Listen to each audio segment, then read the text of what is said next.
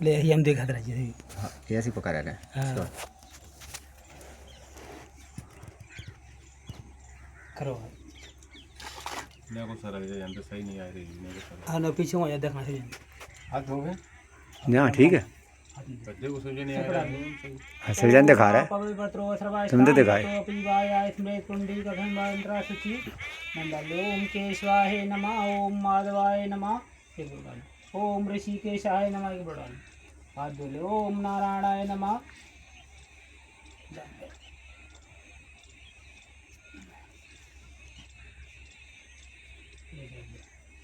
ओम श्री गणेशाय नमः। स्नानं समर्पयामि। जमस्तिला कर दी। चंदनम समर्पयामि, अक्षतम मिष्टान्नम धूप दीपम नैवेद्यम समर्पयामि। चावल चढ़ा दी।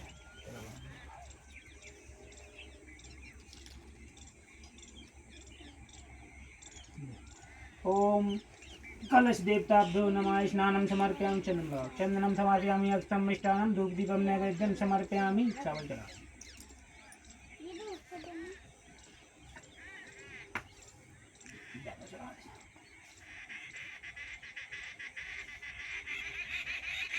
ओम स्थान देवताभ्यो नमः। स्नानं समर्पयामि। चंदनं समर्पयामि, अक्षतं मिष्टान्नं धूप दीपं नैवेद्यं समर्पयामि।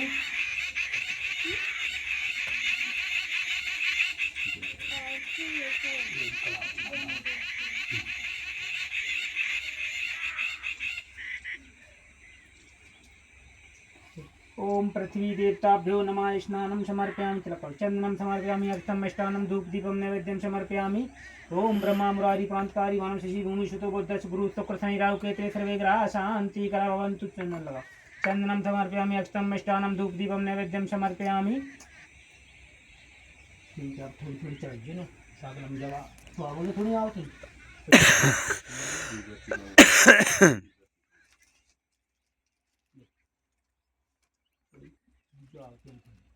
चम्मच ले लीजिए। ओम श्री गणेशाय नमः। स्वाहा स्वाहा। ओम लक्ष्मी नारायणाभ्यं नमः। स्वाहा स्वाहा। ओम उमा महेश्वराभ्यं नमः। स्वाहा स्वाहा। ओम वाणी हिरण्यगर्भाभ्यो नमः। स्वाहा स्वाहा। ओम शचि पुनरभ्यो नमः। स्वाहा स्वाहा। ओम इष्ट देवताभ्यो नमः। स्वाहा स्वाहा। ओम कुल देवताभ्यो नमः। स्वाहा स्वाहा। ओम ग्राम देवताभ्यो नमः। स्वाहा स्वाहा। ओम स्थान देवताभ्यो नमः। स्वाहा स्वाहा। ओम सर्वेभ्यो देवेभ्यो नमः। स्वाहा स्वाहा। ओम त्रिशूराय नमः। स्वाहा स्वाहा। ओम चंद्राय नमः। स्वाहा स्वाहा। ओम भौमाय नमः। स्वाहा स्वाहा। ओम बुद्धाय नमः। स्वाहा स्वाहा। ओम बृहस्पते नमः। स्वाहा स्वाहा। ओम शुक्राय नमः। स्वाहा स्वाहा। ओम शनैचराय नमः। स्वाहा स्वाहा।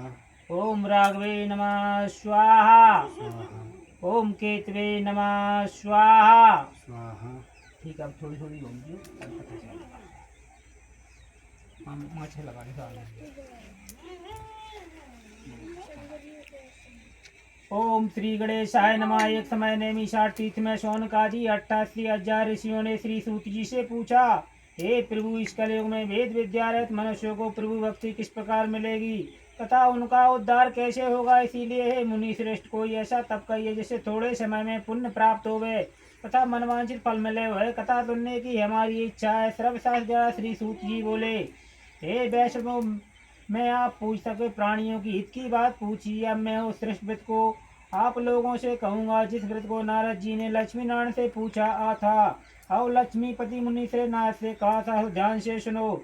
एक समय एक वीराज नारद जी दूसरों की हित की इच्छा के अनेक लोकों में घूमते हुए मृत्यु लोक में आ पहुँचे। यहाँ अनेक योनियों में जन्मे हुए प्राय सभी मनुष्यों को अपने कर्मों के द्वारा अनेक दुखों से पीड़ित देखकर सोचा कि यत्न के करने से निश्चय ही प्राणियों के दुखों का नाश हो सकेगा। ऐसा मन में सोचकर विष्णु भगवान वहां गए। वहां श्वेत वर्ण और 4 भुजाओं वाले देवों के स्नान को देखकर जिनके हाथों में शंख चक्र गदा और पद्म थे तथा वरमाला पहने हुए थे, स्तुति करने लगे, हे भगवान, आप अत्यंत शक्ति से संपन्न है। मन तथा वाणी भी आपको नहीं पा सकती। आपका आदि मध्य अंत नहीं है। निर्गुण स्वरूप सृष्टि आदि भूत भक्त दुखों को नष्ट करने वाले आपको मेरा नमस्कार है। नारद जी ने इस प्रकार की सुनकर विष्णु भगवान बोले, हे मुनि श्रेष्ठ, आपके मन में क्या है? आपका किस काम के लिए आगमन हुआ है? निसंकोच कहो। तब नारद मुनि बोले, मृत्यु लोक में सब मनुष्य जो अनेक योनियों में पैदा हुए हैं, अपने अपने कर्मों के द्वारा अनेक प्रकार के दुखों से दुखी हो रहे हैं। हे नाथ, मुझ पर दया रखते हो तो बताइए कि उन मनुष्यों के सब दुख थोड़े ही प्रयत्न से कैसे दूर हो सकते हैं। हे नारद, मनुष्यों की भलाई के लिए तुमने बहुत अच्छी बात पूछी। जिस काम के करने से मनुष्य मोह से छूट जाता है, मैं वह कहता हूँ, सुनो। बहुत पुण्य देने वाला स्वर्ग तथा मृत्यु लोक दोनों में एक दुर्लभ एक उत्तम व्रत है। आज मैं प्रेम वश होकर तुमसे कहना चाहता हूँ। सत्यनारायण का यह व्रत अच्छी तरह विधि पूर्वक करके मनुष्य आयु पर्यंत यहाँ सुख भोग कर मरने पर मोक्ष को प्राप्त होता है। श्री भगवान के वचन सुनकर नारद मुनि बोले, उस व्रत का क्या फल है, क्या विधान है और किसने यह व्रत किया है? वह किस दिन व्रत करना चाहिए, विस्तार से कहिए। भगवान बोले, दुख शोक आदि को दूर करने वाला, धन को बढ़ाने वाला, सौभाग्य संतान को देने वाला, यह व्रत सब स्थानों पर विजयी करने वाला है।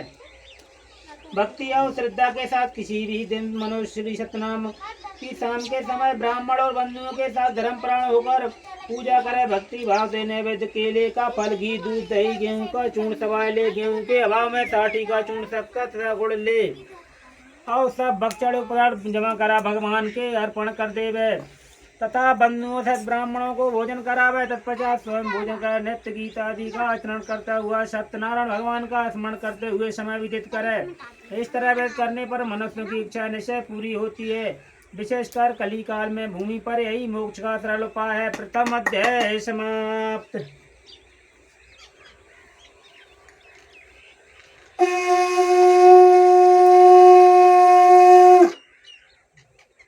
दूसरा अध्याय प्रारंभ। श्री सूत जी बोले, हे ऋषि, जिसने पहले समय में इस व्रत को किया है उसका इतिहास कहता हूँ, ध्यान से सुनो। सुंदर काशीपुरी नगरी में एक अत्यंत निर्धन ब्राह्मण रहता था।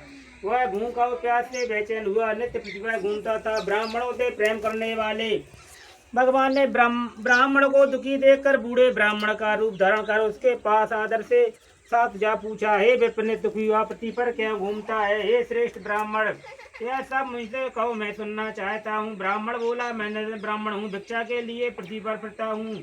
हे भगवान, यदि आप इसका उपाय जानते हो तो कृपा कर कहो। वृद्ध ब्राह्मण बोला कि सत्यनारायण भगवान मनवांछित फल देने वाले हैं, इसीलिए हे ब्राह्मण तू उनका पूजन कर, जिसके करने से मनुष्य सब दुखों से मुक्त होता है। ब्राह्मण को व्रत का सारा भ्रम दिलाकर बूढ़े ब्राह्मण का रूप धारण करने वाले सत्यनारायण भगवान अंतर ध्यान हो गए। जिस वृद्ध को वृद्ध ब्राह्मण ने बतलाया, मैं उसको करूंगा, ऐसा निश्चय करने पर उसे रात में नींद भी नहीं आई। वह सवेरे उठकर सत्यनारायण भगवान के व्रत का निश्चय कर भिक्षा के लिए चल दिया। उस दिन उसको भिक्षा में बहुत सा धन मिला, जिससे बंधु बांधवों के साथ उसने सत्यनारायण भगवान का व्रत किया। इसके करने से वह ब्राह्मण सब दुखों से छूटकर अनेक प्रकार की संपत्तियों से युक्त हुआ। उस समय से वह ब्राह्मण हर मास व्रत करने लगा। इस तरह सत्यनारायण भगवान का के व्रत को जो करेगा वह सब पापों से छूटकर मोक्ष को प्राप्त होगा। आगे जो पृथ्वी पर सत्यनारायण भगवान का व्रत करेगा वह सब मनुष्य सब दुखों से छूट जाएगा। इस तरह नारद जी ने नारद का कहा हुआ है। यह व्रत मैंने तुमसे कहा, हे विप्रो, मैं और क्या कहूँ? ऋषि बोले, मुनीश्वर, संसार में इस ब्राह्मण से सुनकर किस किसने इस व्रत को किया है, हम वह सब सुनना चाहते हैं, इसके लिए हमारे मन में श्रद्धा है। श्री सूत जी बोले, हे मुनि, जिसने इस व्रत को किया है वह सब सुनो। एक समय एक ब्राह्मण धर्मशास्त्र के अनुसार बंधु बांधवों के साथ व्रत करने को तैयार हुआ। उसी समय एक लकड़ी बेचने वाला बूढ़ा आदमी आया और बाहर लकड़ियों को रखकर ब्राह्मण के मकान में गया। प्यास से दुखी लकड़हारा उनको व्रत करते हुए देखकर ब्राह्मण को नमस्कार कर कहने लगा कि आप यह क्या कर रहे हैं और इसे करने से क्या फल मिलता है, कृपा कर मुझे कहो। ब्राह्मण ने कहा, सब मनोकामनाओं को पूरा करने वाला यह सत्यनारायण भगवान का व्रत है, इसकी ही कृपा से मेरे यहाँ यह धन दान की वृद्धि हुई है। ब्राह्मण से इस व्रत के बारे में जानकर लकड़ा बहुत प्रसन्न हुआ। चरणामृत ले और प्रसाद खाने के बाद अपने घर को गया। लकड़हारे ने अपने मन में इस प्रकार का संकल्प किया कि आज ग्राम में लकड़ी बेचने से धन मिलेगा, उसी से मैं सत्यनारायण भगवान का उत्तम व्रत करूंगा।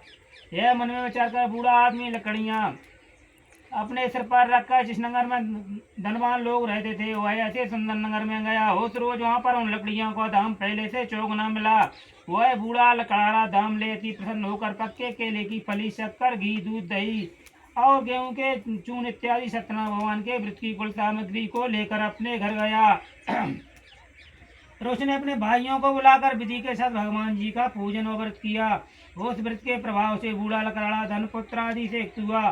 संसार के समस्त सुख भोग कर वैकुंठ को चला गया। दूसरा अध्याय समाप्त।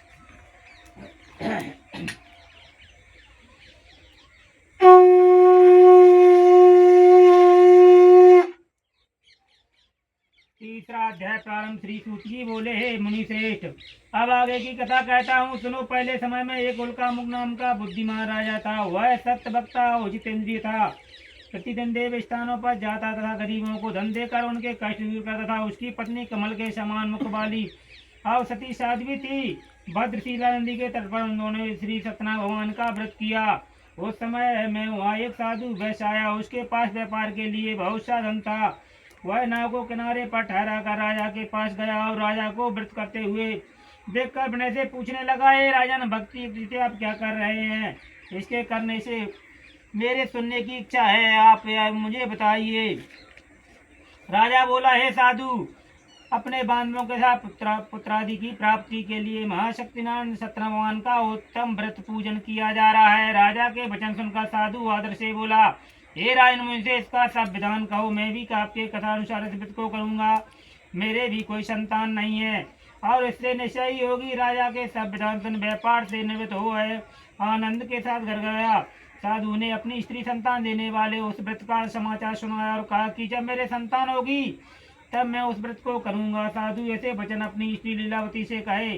एक दिन उसकी स्त्री लीलावती पति के साथ आनंद हो सांसारिक धर्म में प्रवृत्त होकर सत्यनारायण भगवान की कृपा से गर्भवती हो गई तथा 10वें महीने में उसके एक सुंदर कन्या का जन्म हुआ। दिनों दिन वह इस तरह बढ़ने लगी जैसे शुक्ल पक्ष का चंद्रमा बढ़ता है। कन्या का नाम कलावती रखा गया। तब लीलावती ने मीठे शब्दों में अपने पति से कहा कि आपने जो संकल्प किया था कि मैं भगवान का उत्तम व्रत करूंगा, अब आप उसे करिए। साधु बोला, हे प्रिय, इसके विवाह पर करूंगा। इस प्रकार अपनी पत्नी को आश्वासन दे वह नगर को गया। कलावती पितृगृह में वृद्धि को प्राप्त हो गई। साधु ने जब नगर में सखियों के साथ अपनी पुत्री को देखा तो तुरंत दूत बुलाकर कहा कि पुत्री के वास्ते कोई स्वेग वध देख कर आओ। साधु की आज्ञा पाकर दूत कंचन नगर पहुंचा और वहां पर बड़ी खोज और देखभाल का लड़की के लिए श्वेग बण पुत्र को ले आया। वो श्वेग लड़के को देखकर साधु ने अपने बंधु बांधवों से प्रसन्नचित्त अपनी पुत्री का विवाह उसके साथ कर दिया। किंतु दुर्भाग्य से विवाह के समय भी उस व्रत को करना भूल गया। तब श्री भगवान क्रोधित हो गए और श्राप दिया कि तुम्हें दारुण दुख प्राप्त होगा। अपने कार्य में कुशल साधु बनिया जमाता सहित समुद्र के रतनपुर नगर में गया और वहाँ दोनों ससुर जमाई चंद्रकेतु राजा के नगर में उस व्यापार करने लगे। एक रोज भगवान सत्यनारायण की माया से प्रेत कोई चोर राजा का धन चुरा कर भागा जा रहा था। किंतु राजा के दूतों को आता देखकर चोर ने घबराकर भागते हुए धन को वहीं चुपचाप रख दिया जहाँ वो ससुर जमाई ठहरे हुए थे। जब दूतों ने उस साधु वैश्य के पास राजा के धन को रखा देखा तो वे दोनों को बांध कर ले गए और प्रसन्नता से दौड़ते हुए राजा के समीप जाकर बोले, यह दो चोर पकड़ कर लाए हैं। देखकर आज्ञा दें। तब राजा की आज्ञा से उनको कठोर कारावास में डाल दिया गया। उनका सब धन छीन लिया गया। सत्यनारायण भगवान के श्राप द्वारा उनकी पत्नी भी घर पर बहुत दुखी हुई और घर पर जो धन रखा था चोर चुरा कर ले गए। शारीरिक व मानसिक पीड़ा, भूख प्यास से अति दुख तो अन्न की चिंता में कलावती एक ब्राह्मण के घर गई। उसने सत्यनारायण भगवान का व्रत होते देखा।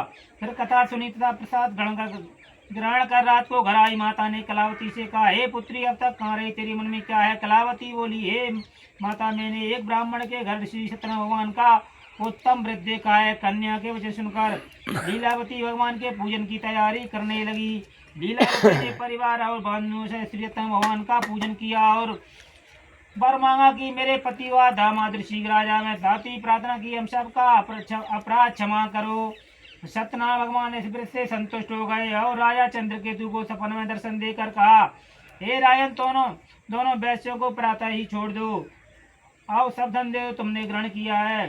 दे दो, नहीं तो मैं तेरा धन राज पुत्रादि सब नष्ट कर दूंगा। राजा से ऐसे वचन कहकर भगवान अंतर ध्यान हो गए। प्रातःकाल राजा चंद्रकेतु ने सभा में अपना सपन सुनाया, फिर दोनों बड़क पुत्रों को कैसे मुक्त कर सभा में बुलाया। दोनों ने आते ही राजा को नमस्कार किया। राजा मीठे वचनों से बोला, हे महान भावी, बस ऐसा कठिन दुख प्राप्त हुआ है, अब तुम्हें कोई भय नहीं है। ऐसा कहकर राजा ने उनको नए नए वस्त्र आभूषण पहना था। उनका जितना धन लिया उससे दूना धन देकर आदर साथ विदा किया। दोनों वैश्य अपने घर को चल दिए। तीसरा अध्याय समाप्त।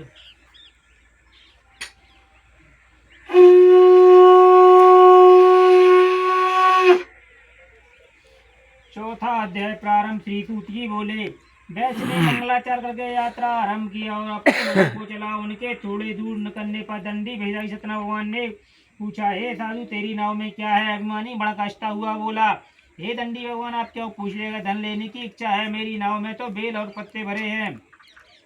वैश्य का कठोर वचन सुनकर भगवान ने कहा, तुम्हारा वचन सत्य हो दंडी। ऐसा कहकर वहां से दूर चले गए और कुछ दूर जाकर समुद्र के किनारे पर बैठ गए। दंडी के जाने पर वैश्य ने नित्य क्रिया करने के बाद नाव को ऊंची ऊंची देखकर चंबा किया और नाव में बेल पत्ते आदि देखकर मूर्छित हो जमीन पर गिर पड़ा।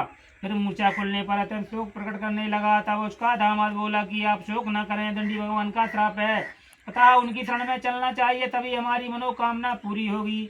दामाद के वचन सुनवा दंडी भगवान के पास पहुंचा और अत्यंत भक्ति से नमस्कार करके बोला, मैंने आपसे जो सत्य वचन कहे उनको क्षमा करो। ऐसा कहकर महान शोकातुर रोने लगा। तब दंडी भगवान बोले, हे बनकपुत्र, मेरी आज्ञा से तुम्हें बार बार दुख प्राप्त हुआ है, तू मेरी पूजा से हुआ है। साधु बोला, हे भगवान, आपकी माया से मोहित ब्रह्मा भी आदि आपके रूप को नहीं जान सकते, तब मैं अज्ञानी कैसे जान सकता हूँ? आप प्रसन्न होइए, मैं सामर्थ्य के अनुसार आपकी पूजा करूँगा, मेरी रक्षा करो और पहले के समान नौका में धन भर दो। उसके भक्ति वचन सुनकर भगवान प्रसन्न हो उसकी इच्छा अनुसार भर देकर अंतर ध्यान हो गए। तब उन्होंने नाव पर आकर देखा कि नाव धन से परिपूर्ण है। फिर वह भगवान सत्यनारायण का पूजन कर साथियों सहित अपने नगर को चला। अब अपने नगर के निकट पहुंचा था, दूतों को घर भेजा। दूत ने साधु के घर जा उसकी स्त्री को नमस्कार की। साधु अपने दामाद सहित इस नगर के समीप आ गए हैं। ऐसा वचन सुनकर साधु की स्त्री ने बड़े हर्ष के साथ सत्य भगवान का पूजन कर पुत्री से कहा, मैं अपने पति के दर्शन को जाती हूँ, तू कर शीघ्र। माता के ऐसे वचन सुनकर कलावती प्रसाद छोड़कर पति के पास गई। प्रसाद की अवज्ञा के कारण सत्य भगवान ने रुष्ट उसके पति को नाव सहित पानी में डुबो दिया। कलावती अपने पति को न देख कर रोती हुई जमीन पर गिर गई। इस तरह नौका को डूबा हुआ था। कन्या को रोता देख साधु दुख तो बोला, हे प्रभु, मुझसे या मेरे परिवार से जो भूल हो गई उसे क्षमा करो। उसके दीन वचन सुनकर सत्य भगवान प्रसन्न हो गए और आकाशवाणी हुई, हे साधु, तेरी कन्या मेरे प्रसाद को छोड़कर आई है, इसीलिए इसका पति अदृश्य हुआ है। यदि वह घर जाकर प्रसाद खाकर लौटे तो इसे पति अवश्य मिलेगा। ऐसी आकाशवाणी सुनकर कलावती ने घर पहुंचकर प्रसाद खाया, फिर आकर अपने पति के दर्शन किए। तत्पश्चात साधु ने बंधु बांधवों सत्य भगवान का विधि पूर्वक पूजन किया। उस दिन से वह पूर्णिमा को सत्य भगवान का पूजन करने लगा। फिर इस लोक का सुख भोग कर अंत में स्वर्गलोक को चला गया। चौथा अध्याय समाप्त।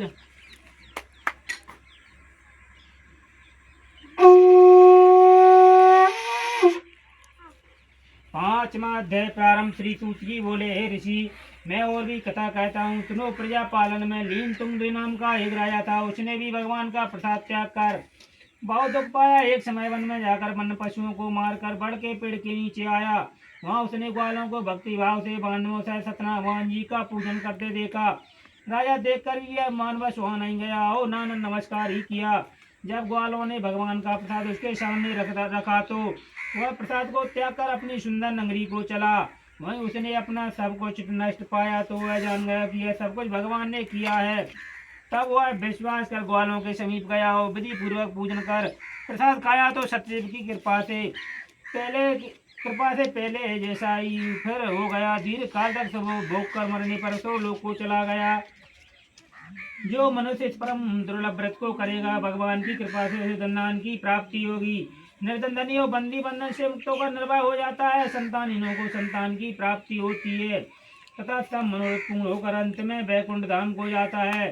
जिन्होंने पहले इस व्रत को किया है उनके दूसरे जन्म की कथा कहता हूँ। वृद्ध सदानंद ब्राह्मण ने सुदामा का जन्म लेकर मोक्ष को पाया। उल्का मुख नाम का राजा दशरथ होकर वैकुंठ को प्राप्त हुआ। साधु नाम के वैश्य ने मूर्ति बनकर अपने पुत्र को आरे से चीरकर मोक्ष को प्राप्त किया। महाराज तुंगध्वज ने स्वयं होकर भगवान में भक्ति युक्त कर मोक्ष को प्राप्त किया। 5वां अध्याय समाप्त।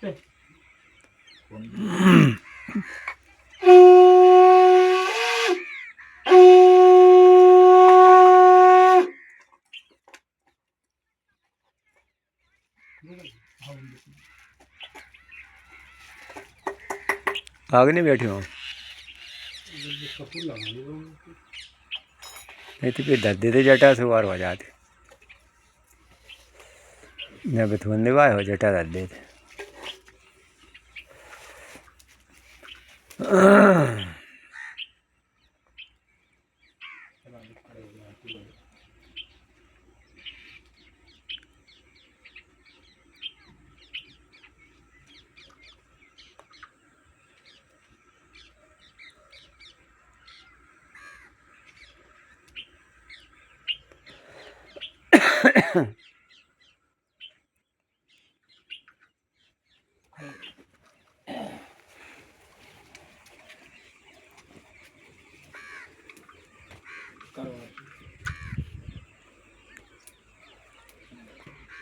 ओम जय जगदीश हरे स्वामी जय जगदीश हरे भक्ति जनों के संकट दूर करो।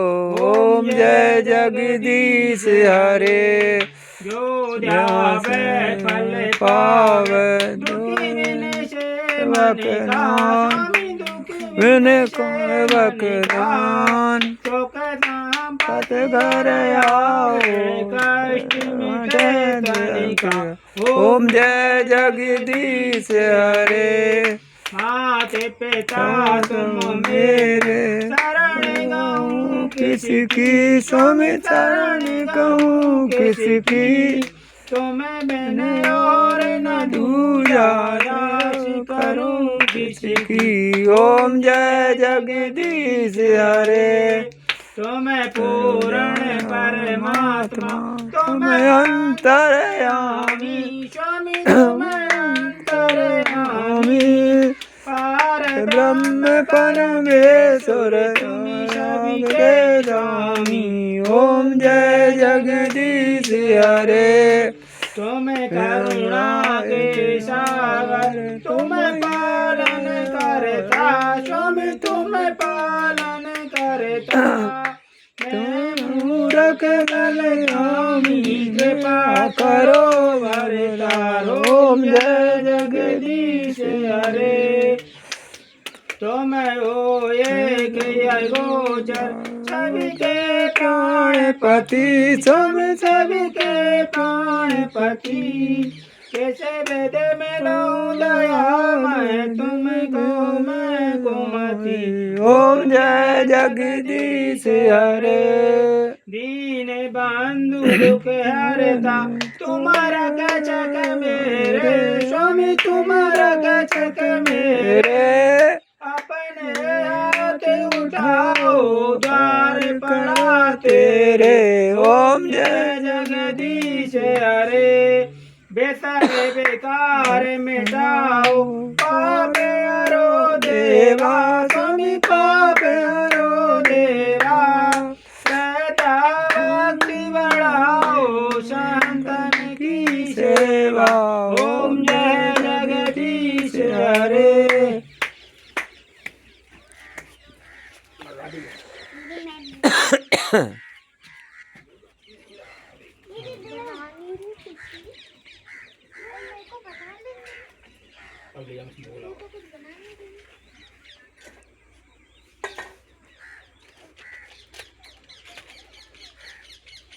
भाई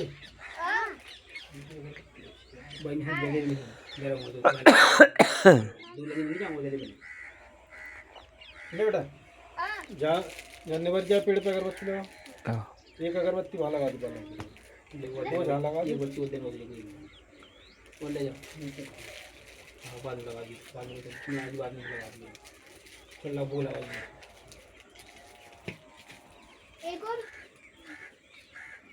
एक भाव लगाया जी, वो वहाँ बस ठीक है, काट दे। तो मैं काट देता हूँ। बुझ गई ऐसी रख दूँ कि पूरी